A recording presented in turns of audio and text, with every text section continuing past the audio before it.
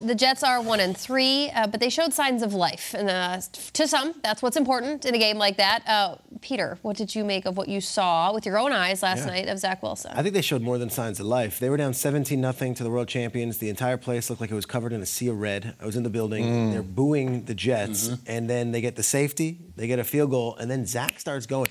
That drive he had to start the third quarter is as good as any drive a quarterback's going to have this season. He was making tough plays, getting guys involved that don't usually make big plays. To see Jeremy Ruckert get involved, the second-year tight end out of Ohio State, to see Xavier Gibson on an end around. This is the stuff you thought you were getting when Nathaniel Hackett was hired as the offensive coordinator. They really emptied the bag. Randall Cobb had a couple big plays.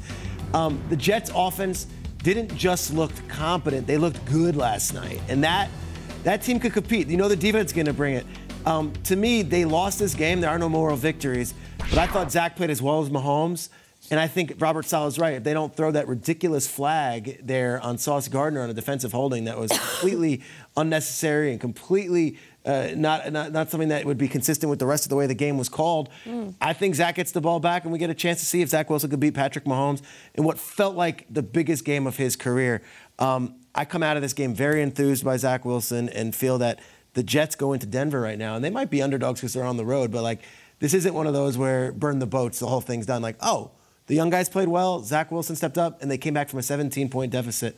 I think you have to hold your head high if you're the Jets this morning. Yeah, I know we always say no moral victories, but the hell with that. That was a moral victory for Zach Wilson. If you've watched him throughout his career in the last few weeks, he's been abysmal. He hasn't been able to complete any passes, the worst passer rating in 21 and 22, and looked like he was following suit early on this season. So for him to go out there Sunday Night Football in primetime with Patrick Mahomes on the other sideline, and yes, he's making forward passes like Kyle said earlier, but he looked good. And this is a guy where Joe Namath came out and said he'd get rid of him. Guys on defense, you're probably starting to say, hey, if we get anybody in there that can just hold on to the ball and run an offense, we'll be all right. Zach did that last night, making throws, being accurate, being decisive, not holding on to the football. To me, this New York Jets team, you at least walk away from last night and say, you know what? We can find a way to win some games. The 2 weeks before this, it was like, we can't win if we keep this up. The worst team in the NFL when it came to points per game and yards per game going into last night. So showing any sign of life on the offensive side of the ball was at least a small victory for the New York Jets. It's nice to see him put up numbers and play well.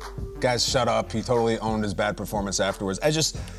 This is a bottom-line sport and a bottom-line town and a bottom-line team. He played probably the best he could ever play. And they lost at home to a team playing the worst it could ever play.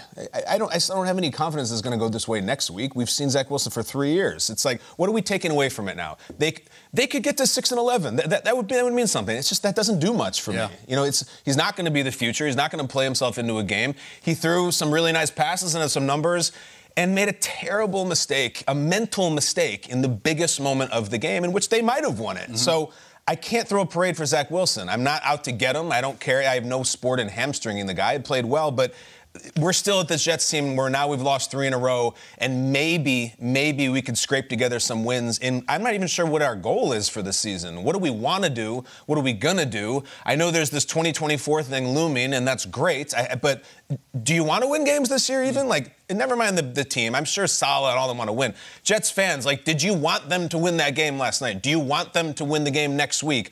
Are you just saying, no, screw it, we want better draft picks? I don't know. It's just, I still don't know where we are. We got a really good performance of Zach Wilson, probably the best he could ever provide, and they still lost to Mahomes playing his D game. So I'm not doing backflips. I'm happy for the guy, but I still don't know where we are with the Jets. Maybe I'm drunk on it because we were at the stadium last night, but, like, it felt like the Jets fans went from booing to, like, Zach, like, so proud of him last night. Like, there was this feeling of this great momentum, and that game was an awesome experience in the stadium.